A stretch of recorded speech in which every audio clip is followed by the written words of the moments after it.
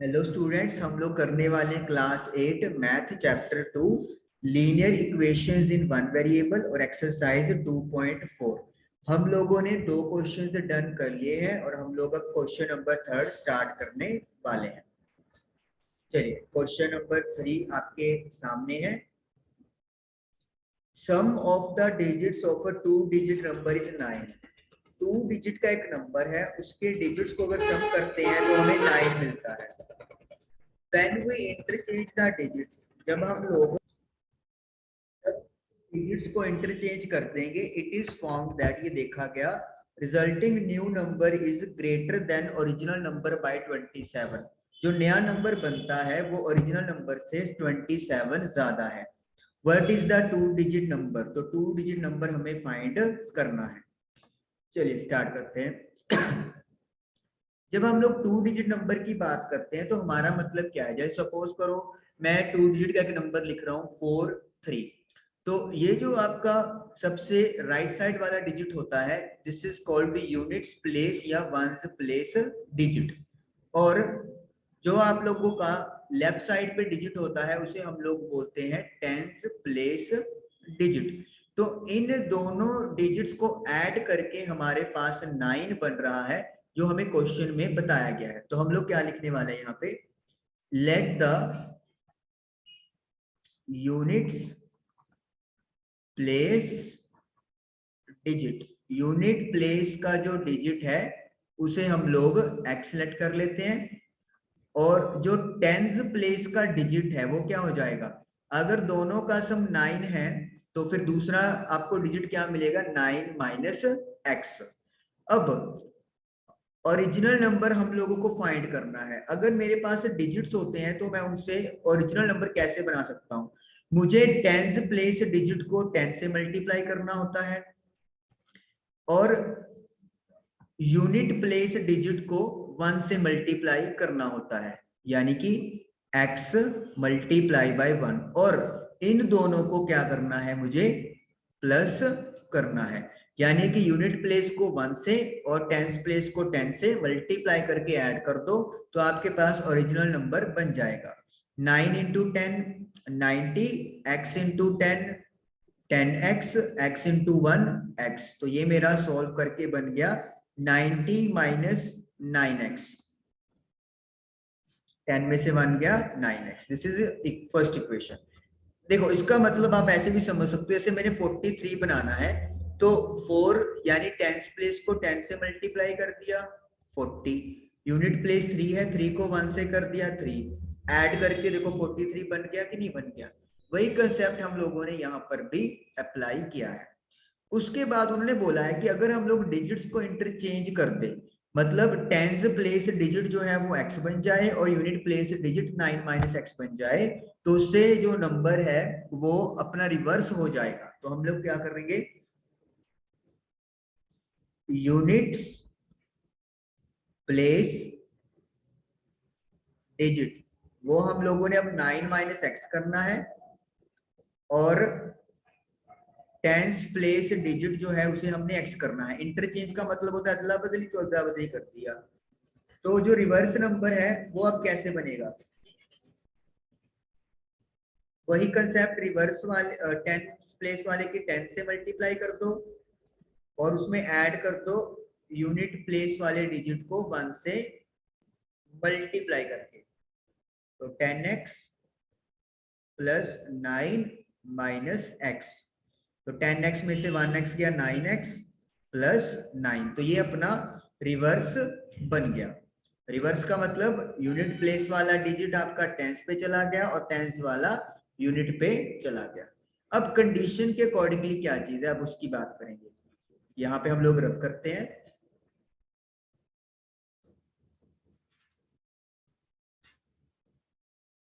तो उन्होंने हमें कंडीशन में ये कहा है,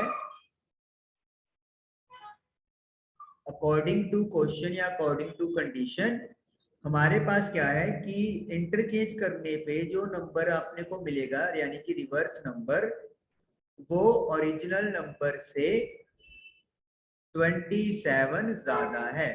तो रिवर्स नंबर क्या है मेरे पास? 9x प्लस 9 ओरिजिनल नंबर है 90 माइनस 9x और 27 हम इसमें क्या करेंगे, ऐड कर देंगे। अब x वाले सभी एक जगह पे इकट्ठे कर लो और जो कांस्टेंट रह गए हैं वो सारे राइट साइड पर ले जाओ। 9x प्लस 9x हमारे पास होता है 18x। 19 में 27 ऐड करेंगे 117 और 9 माइनस कर देंगे तो 108। 18 खत्म करना है तो डिवाइड करना पड़ेगा हमें, तो 18 पे डिवाइड करेंगे तो I am getting x is equal to 6। तो इसका मतलब क्या है, जो हमारा यूनिट प्लेस डिजिट है, ओरिजिनल नंबर की बात कर रहा हूं मैं, तो यूनिट्स प्लेस जो डिजिट है दैट इज x, वो हमारा 6 के इक्वल आ गया। और जो टेंस प्लेस डिजिट है जो हम लोगों ने 9 माइनस एक्स लेट किया था वो हमारा 3 आ गया। अब ओरिजिनल नंबर हमें निकालना है। ओरिजिनल नंबर निकालने के लिए क्या है, टेंस प्लेस डिजिट को 10 से मल्टीप्लाई कर दो तो 3 इंटू 10, और यूनिट प्लेस डिजिट को 1 से मल्टीप्लाई कर दो तो 3 इंटू 10 30, 6 इंटू 1 6, तो 30 प्लस 6 36 हमारे पास आ गया। तो ये ओरिजिनल नंबर हमारे पास आ गया है, तो ये हम लोगों को फाइंड करना था। अब देखिए हम लोग आंसर अपना कैसे चेक कर सकते हैं, बड़ा इजी है। हम लोग 36 का रिवर्स कर देते हैं। रिवर्स का मतलब क्या है, इंटरचेंज करना है। इंटरचेंज करके मेरे पास बन जाएगा 63, यही बनेगा। 6 की जगह 3 आ गया, 3 की जगह 6 आ गया। और 63 और 36 में कितना का फर्क है, 27 का फर्क है। और यही इन्होंने कंडीशन दी थी कि रिवर्स नंबर ओरिजिनल नंबर से 27 ज्यादा होगा। तो इसका मतलब हमारा आंसर 36 बिल्कुल सही आया है। और क्वेश्चन नंबर 3 हमारा क्या हो गया है, डन हो गया।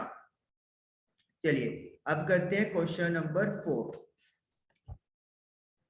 क्वेश्चन नंबर 4 है हमारे पास, one of the two digits of a two digit number is 3 times the other digit। आपके पास एक 2 डिजिट का नंबर है और दोनों में से जो एक डिजिट है वो दूसरे से 3 टाइम्स यानी कि 3 गुना बड़ा है। If you interchange the digits, अगर आप डिजिट्स को अदला बदली कर देते हो of this 2 digit number and the resulting number two the original number, और जो नया नंबर आपके पास बनेगा रिवर्स करके और उसको आप ओरिजिनल नंबर में ऐड कर देते हो, यू गेट 88। तो आपको 88 मिल जाएगा। What is the original number, तो ओरिजिनल नंबर हमें पता करना है। चलिए पता करते हैं हम लोग।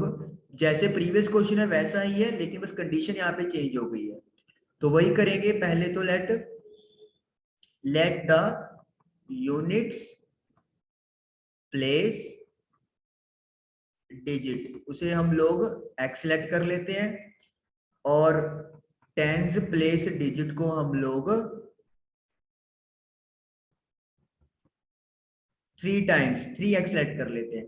अब एक क्वेश्चन मार्क यहाँ पे भी है, हमें नहीं पता कि कौन सा डिजिट बड़ा है, यूनिट प्लेस वाला या टेंस प्लेस वाला।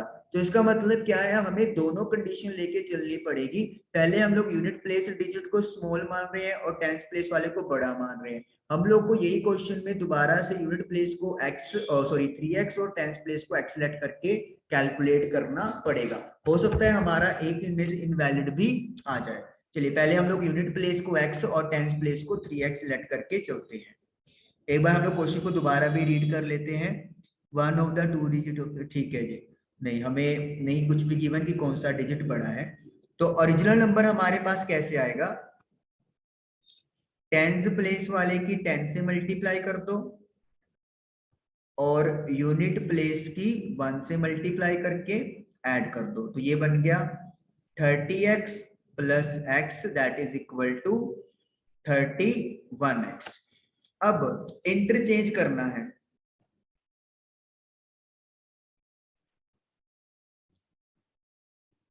यहाँ पे लिख देंगे ऑन इंटरचेंजिंग डिजिट्स। ये आप वो चीज पिछले क्वेश्चन में भी ऐड कर लेना।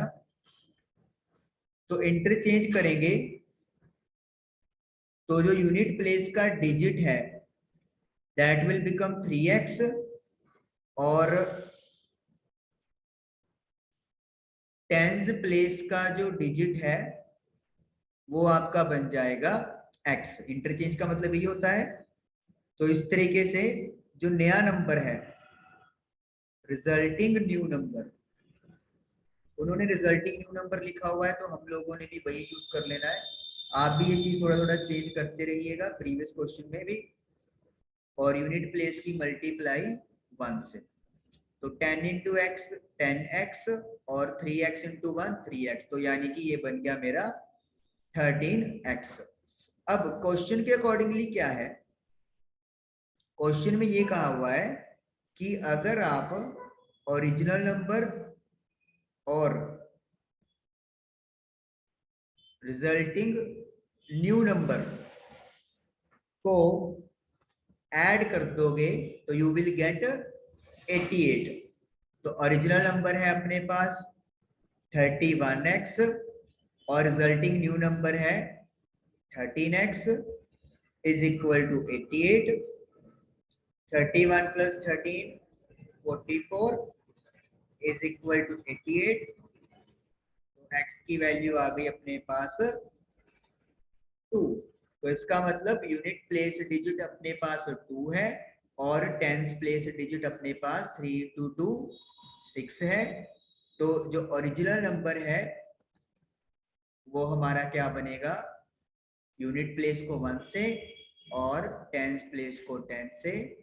सो 2 plus 60 that is equal to 62। तो ये हमारा 62 आंसर आ गया।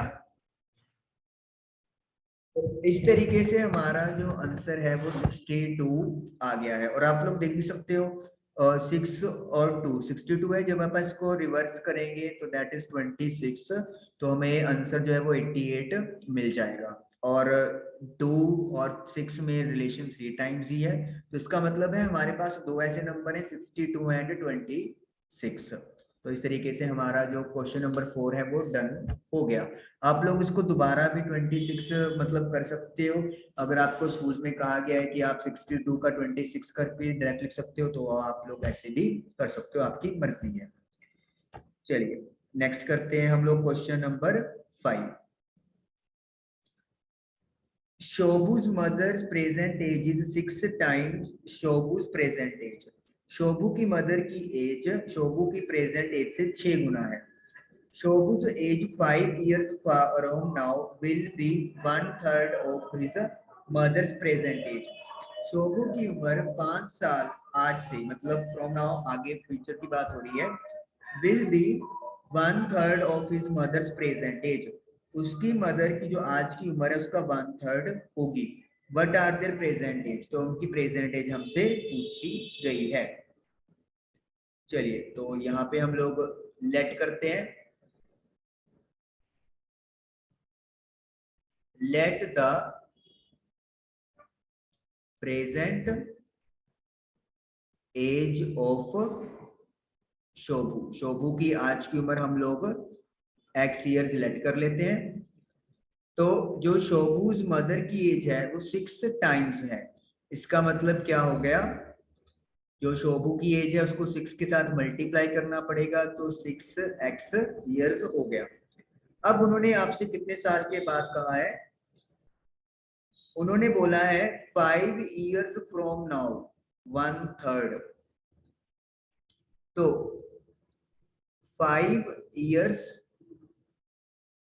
from now, आज से 5 साल के बाद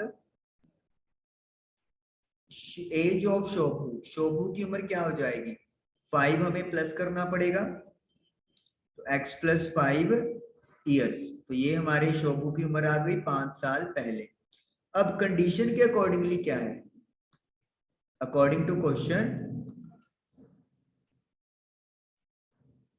5 years from now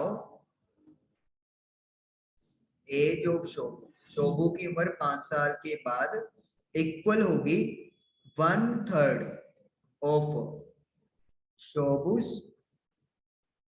mother's present age, Shobhu की मदर की जो आज की उम्र है प्रेजेंट, उसका 1/3 के इक्वल हो जाएगी। आप देख सकते हो 1/3 of his mother's present age. तो अब वैल्यूज पुट कर देते हैं। तो 5 साल के बाद शोभू की उम्र x+5 है, 1/3, और शोभू की प्रेजेंट मदर की प्रेजेंट एज 6x है। तो ये आपका कट गया 2 पे, तो 2 × x 2x, 5 is equal to x को आप राइट साइड ले जाइए तो साइन नेगेटिव का हो जाएगा, तो x की वैल्यू 5 आ गई, या फिर x is equal to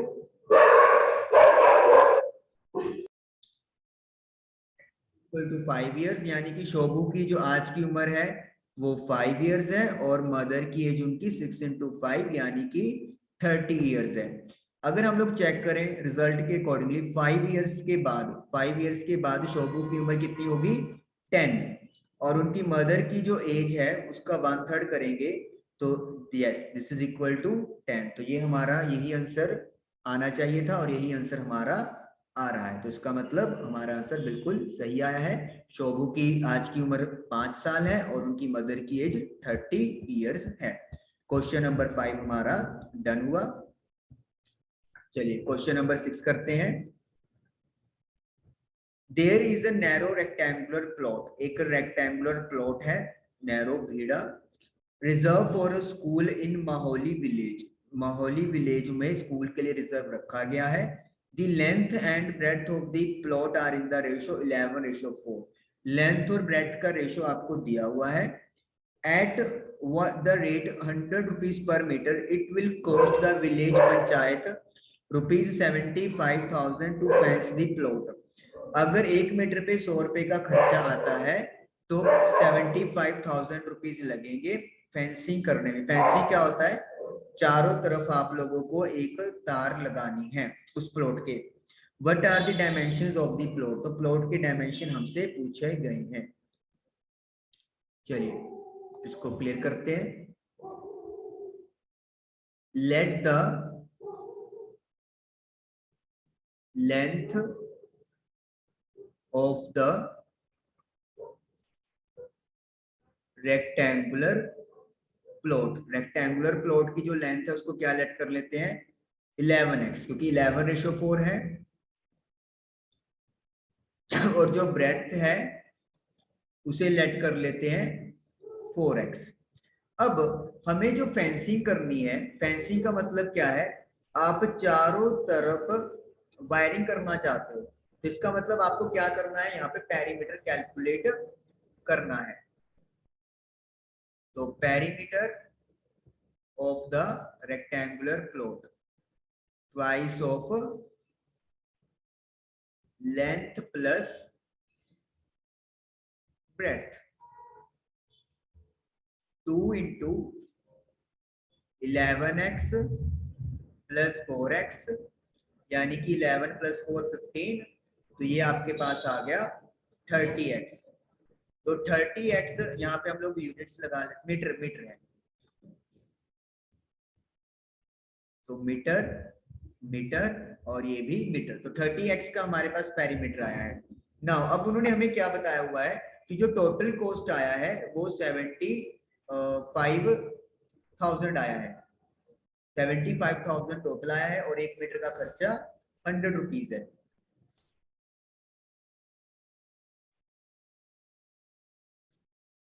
cost of fencing for 30x metre, that is 75,000 rupees. Cost of fencing for 1x metre, 1x यानी कि x मीटर की फेंसिंग करने का जो कॉस्ट है वो कितना आएगा, डिवाइडेड बाय 30,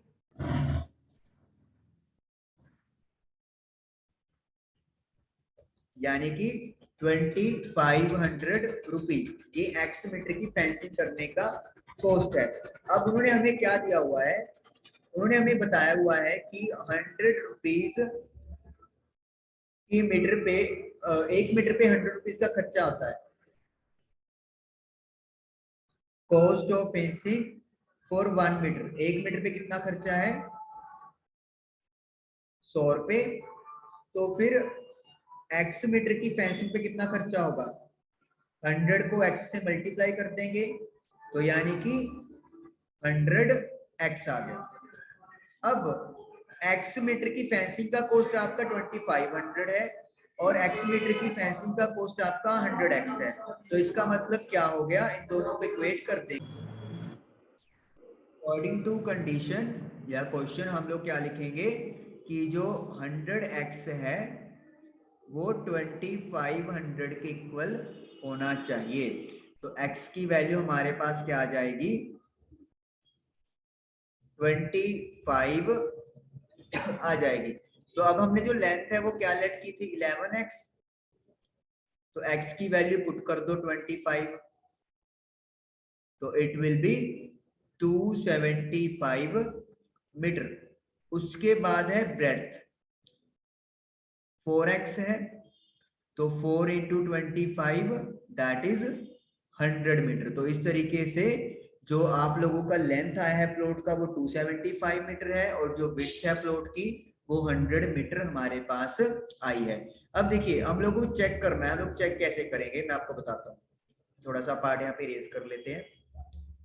सबसे पहले हम लोग पेरीमीटर कैलकुलेट कर लेते हैं। पेरीमीटर में 2 इंटू एल प्लस बी होता है, सो 375। तो ये आपके पास बन गया 750। तो 750 मीटर आ गया।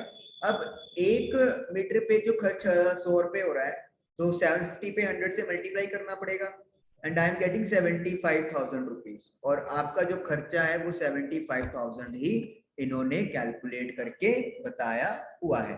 तो इस तरीके से आप लोगों का जो आंसर है वो बिल्कुल सही है, वेरीफाइड है।